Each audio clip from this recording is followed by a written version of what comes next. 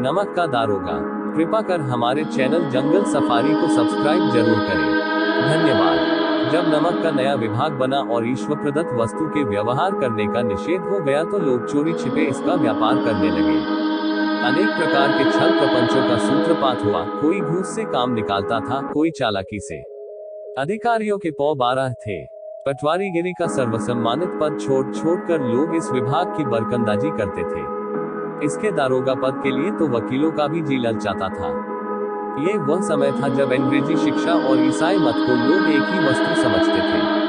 फारसी का प्राबल्य था। प्रेम की कथाएं और श्रृंगार रस के काव्य पक फारसीदा लोग सर्वोच्च पदों पर नियुक्त हो जाया करते थे। मुंशी वंशीधर भी जुलेखा की विरह कथा समाप्त करके सीरी और फरहाद के प्रेम वृतांत को नल और नील की लड़ाई और अमेरिका के आविष्कार से अधिक महत्व की बातें समझते हुए रोजगार की खोज में निकले। उनके पिता एक अनुभवी पुरुष थे। समझाने लगे, बेटा, घर की दुर्दशा देख रहे हो, ऋण के बोझ से दबे हुए हैं। लड़कियां हैं, वे घास फूस की तरह बती चली जाती हैं। मैं कगारे पर का वृक्ष हो रहा हूँ, न मालूम कब गिर पड़ूं। अब तुम ही घर के मालिक मुख्तार हो। नौकरी में ओहदे की ओर ध्यान मत देना, ये तो पीर का मजाल है। निगाह चावे और चादर पर रखनी चाहिए। ऐसा काम ढूंढना जहाँ कुछ ऊपरी आय हो। मासिक वेतन तो पूर्णमासी का चांद है, जो एक दिन दिखाई देता है और घटते घटते लुप्त हो जाता है। ऊपरी आय बहता हुआ स्रोत है जिससे सदैव प्यास बुझती है। वेतन मनुष्य देता है, इसी से उसमें वृद्धि नहीं होती। ऊपरी आमदनी ईश्वर देता है, इसी से उसकी बरकत होती है। तुम स्वयं विद्वान हो, तुम्हें क्या समझाऊं। इस विषय में विवेक की बड़ी आवश्यकता है।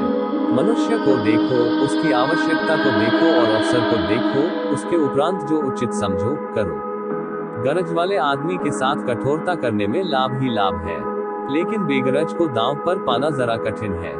इन बातों को निगाह में बांध लो, यह मेरी जन्म भर की कमाई है। इस उपदेश के बाद पिताजी ने आशीर्वाद दिया। वंशीधर आज्ञाकारी पुत्र थे। ये बातें ध्यान से सुनी और तब घर से चल खड़े हुए। इस विस्तृत संसार में उनके लिए धैर्य अपना मित्र, बुद्धि अपनी पथ प्रदर्शक और आत्मावलंबन ही अपना सहायक था। लेकिन अच्छे शकुन से चले थे। जाते ही जाते नमक विभाग के दारोगा पद पर प्रतिष्ठित हो गए। वेतन अच्छा और ऊपरी आय का तो ठिकाना ही न था। वृद्ध मुंशी जी को सुख संवाद मिला तो फूले न समाये। महाजन कुछ नाम पड़े, कलवार की आशालता लहलहाई। पड़ोसियों के हृदय में शूल उठने लगे। जाड़े के दिन थे और रात का समय। नमक के सिपाही चौकीदार नशे में मस्त थे। मुंशी वंशीधर को यहाँ आए अभी 6 महीनों से अधिक न हुए थे, लेकिन इस थोड़े समय में ही उन्होंने अपनी कार्यकुशलता और उत्तम आचार से अफसरों को मोहित कर लिया था। अफसर लोग उन पर बहुत विश्वास करने लगे। नमक के दफ्तर से 1 मील पूर्व की ओर जमुना बहती थी। उस पर नावों का एक पुल बना हुआ था।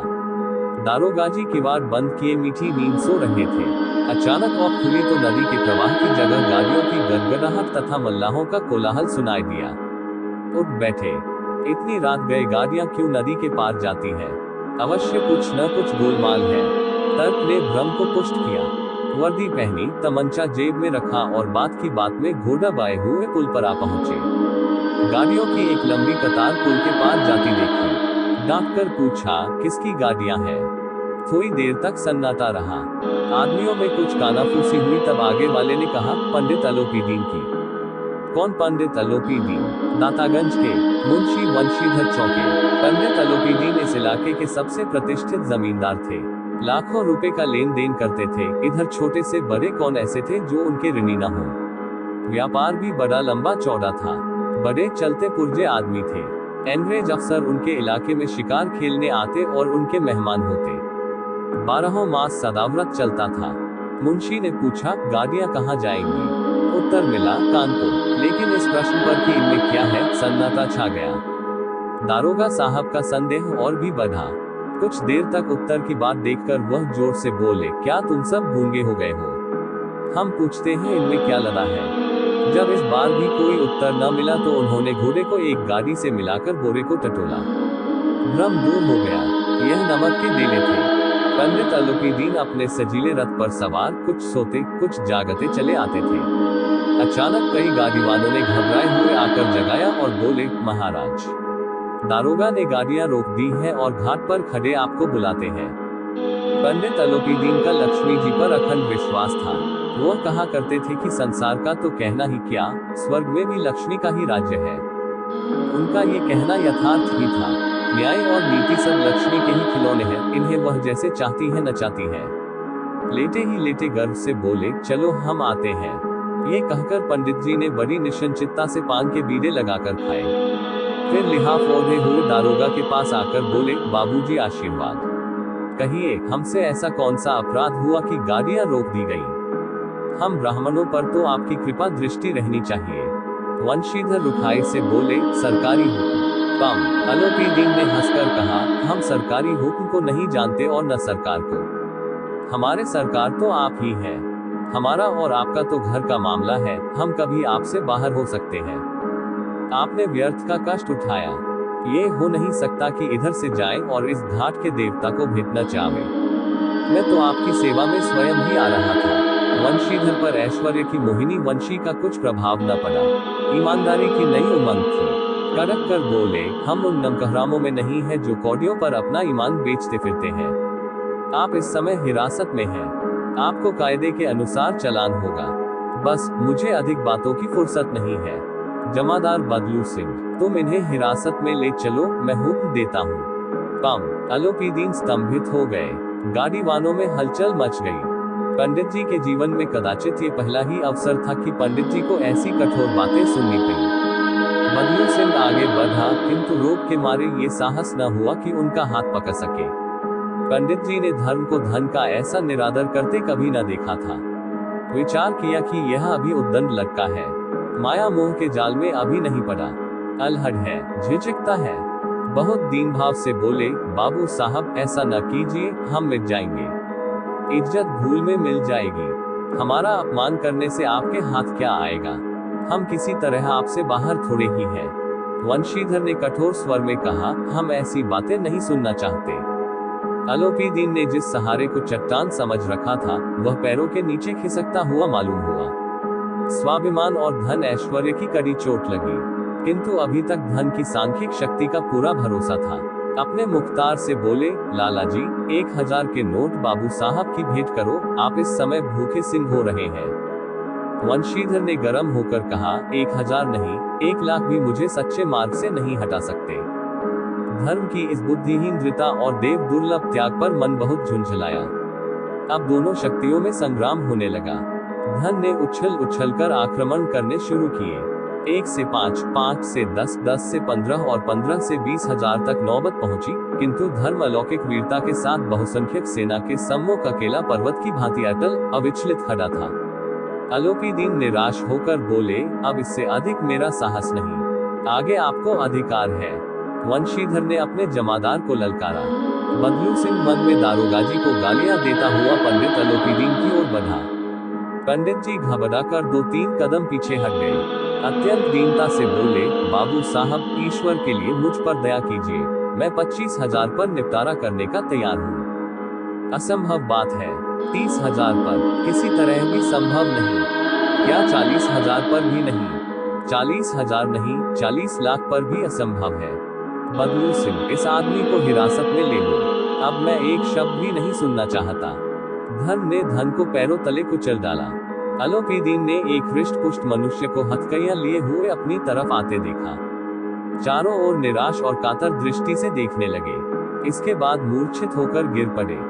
दुनिया सोती थी पर दुनिया की जीभ जागती थी। सवेरे देखिए तो बालक वृद्ध सबके मुंह से यही बात सुनाई देती थी। जिसे देखिए वही पंडित जी के इस व्यवहार पर टीका टिप्पणी कर रहा था। निंदा की बौछारें हो रही थी, मानो संसार से अब पापी का पाप कट गया।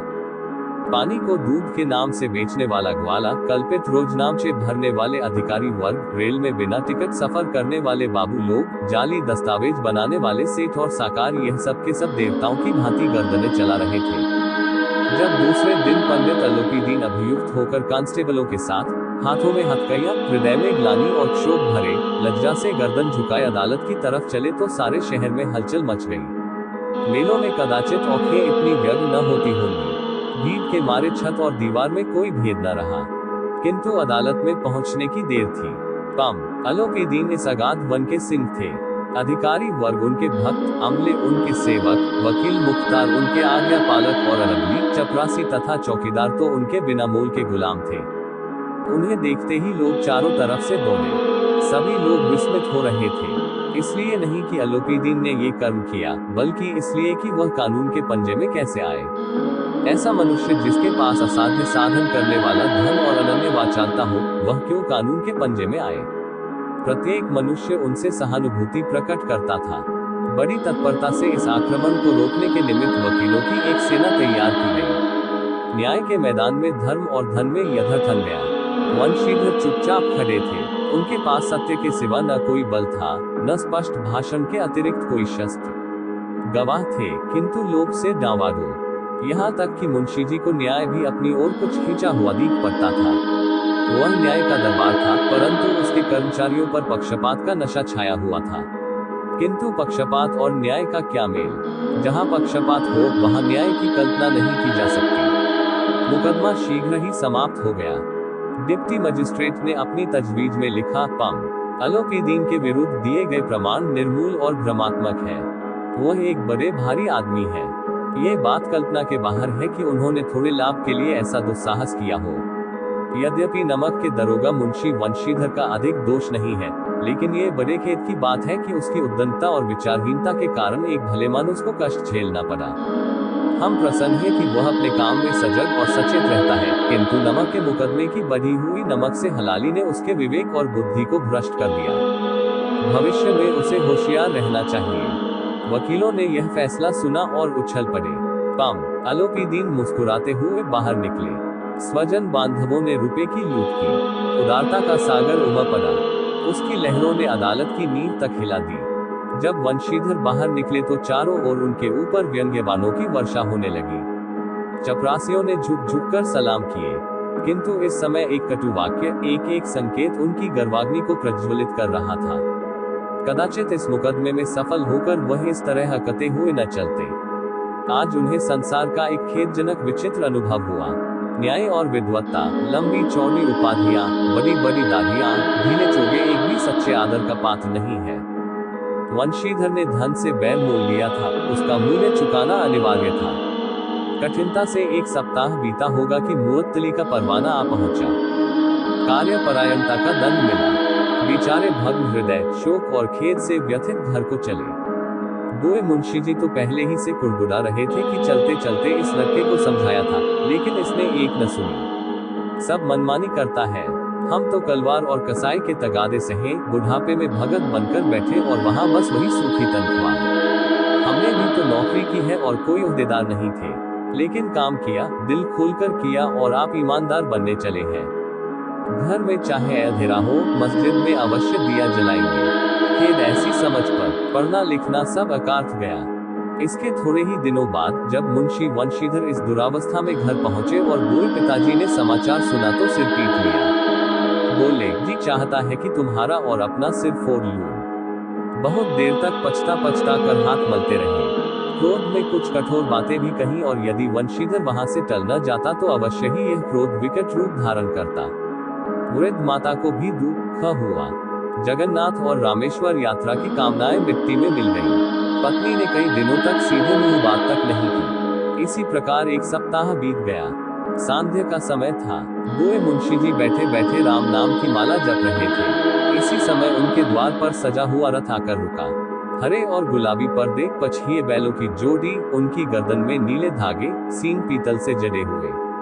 कई नौकर लाठियां कंधों पर रखे साथ थे। मुंशी जी अगवानी को दौड़े देखा तो पंडित अलोपीदीन है। झुककर दंडवत की और लल्लो चप्पो की बातें करने लगे। हमारा भाग्य उदय हुआ जो आपके चरण इस द्वार पर आए। आप हमारे पूज्य देवता हैं, आपको कौन सा मुंह दिखावे, मुंह में तो कालिख लगी हुई है। किंतु क्या करे, लड़का अभागा कपूत है, नहीं तो आपसे क्या मुंह छिपाना पड़ता। ईश्वर निसंतान चाहे रखे पर ऐसी संतान न दे। अलोपीदीन ने कहा, नहीं भाई साहब, ऐसा न कहिए। मुंशी जी ने चकित होकर कहा, ऐसी संतान को और क्या कर। अलोपीदीन ने वात्सल्यपूर्ण स्वर में कहा, कुलतिलक और पुरखों की कीर्ति उज्जवल करने वाले संसार में ऐसे कितने धर्मपरायण मनुष्य हैं जो धर्म पर अपना सब कुछ अर्पण कर सके। कम। आलोपी ने वंशीधर से कहा, दरोगा जी, इसे खुशामद न समझिए, खुशामद करने के लिए मुझे इतना कष्ट उठाने की जरूरत न थी। उस रात को आपने अपने अधिकार बल से अपनी हिरासत में लिया था, किंतु आज मैं स्वेच्छा से आपकी हिरासत में आया हूँ। मैंने हजारों रईस और अमीर देखे, हजारों उच्च पदाधिकारियों से काम पड़ा, किंतु परास्त किया तो आपने। मैंने सबको अपना और अपने धन का गुलाम बनाकर छोड़ दिया। मुझे आज्ञा दीजिए कि आपसे कुछ विनय करूं। वंशीधर ने आलोपी को आते देखा तो उठकर सत्कार किया, किंतु स्वाभिमान सहित। समझ गए कि यह महाशय मुझे लज्जित करने और जलाने आए हैं। क्षमा प्रार्थना की चेष्टा नहीं की, वरन उन्हें अपने पिता की यह ठकुर सुहाती की बात असह्य सी प्रतीत हुई। पर पंडित जी की बातें सुनी तो मन की मैल मिट गई। पंडित जी की ओर उठती हुई दृष्टि से देखा, सद्भाव झलक रहा था। गर्व ने अब लज्जा के सामने सिर झुका दिया। शर्माते हुए बोले, यह आपकी उदारता है जो ऐसा कहते हैं। मुझसे जो कुछ अविनय हुई है उसे क्षमा कीजिए। मैं धर्म की बेड़ी में जका हुआ था, नहीं तो वैसे मैं आपका दास हूँ। जो आज्ञा होगी वह मेरे सिर माथे पर। आलोपी ने विनीत भाव से कहा, नदी तट पर आपने मेरी प्रार्थना नहीं स्वीकार की थी, किंतु आज स्वीकार करनी पड़ेगी। वंशीधर बोले, मैं किस योग्य हूँ, किंतु जो कुछ सेवा मुझसे हो सकती है उसमें त्रुटि न होगी। आलोपी ने एक स्टाम्प लगा हुआ पत्र निकाला और उसे वंशीधर के सामने रखकर बोले, इस पद को स्वीकार कीजिए और अपने हस्ताक्षर कर दीजिए। मैं ब्राह्मण हूँ, जब तक ये सवाल पूरा न कीजिएगा द्वार से न हटूंगा। मुंशी वंशीधर ने उस कागज को पढ़ा तो कृतज्ञता से आंखों में आंसू भर आए। पम। आलोपी ने उनको अपनी सारी जायदाद का स्थायी मैनेजर नियत किया था। 6000 वार्षिक वेतन के अतिरिक्त रोजाना खर्च अलग, सवारी के लिए घोड़ा, रहने को बंगला, नौकर चाकर मुफ्त। कंपित स्वर में बोले, पंडित जी, मुझमें इतनी सामर्थ्य नहीं है कि आपकी उदारता की प्रशंसा कर सकूं, किंतु ऐसे उच्च पद के योग्य नहीं हूँ। आलोपी हंसकर बोले, मुझे इस समय एक अयोग्य मनुष्य की ही जरूरत है। वंशीधर ने गंभीर भाव से कहा, यूं मैं आपका दास हूँ। आप जैसे कीर्तिवान सज्जन पुरुष की सेवा करना मेरे लिए सौभाग्य की बात है, किंतु मुझमें न विद्या है, न बुद्धि, न वह स्वभाव जो इन त्रुटियों की पूर्ति कर देता है। ऐसे महान कार्य के लिए एक बड़े मर्मज्ञ अनुभवी मनुष्य की जरूरत है। आलोपी ने कलमदान से कलम निकाली और उसे वंशीधर के हाथ में देकर बोले, न मुझे विद्वत्ता की चाह है, न अनुभव की, न मर्मज्ञता की, न कार्यकुशलता की। इन गुणों के महत्व को खूब पा चुका हूँ। अब सौभाग्य और सुअवसर ने मुझे वह मोती दे दिया जिसके सामने योग्यता और विद्वत्ता की चमक फीकी पड़ जाती है। ये कलम लीजिए, अधिक सोच विचार न कीजिए, दस्तखत कर दीजिए। परमात्मा से यही प्रार्थना है कि वह आपको सदैव वही नदी के किनारे वाला, बेमुरौवत, उद्दंड, कठोर परंतु धर्मनिष्ठ दारोगा बनाए रखे। वंशीधर की आंखें डबडबाई। हृदय के संकुचित पात्र में इतना एहसान न समा सका। एक बार फिर पंडित जी की ओर भक्ति और श्रद्धा की दृष्टि से देखा और कांपते हुए हाथ से मैनेजरी के कागज पर हस्ताक्षर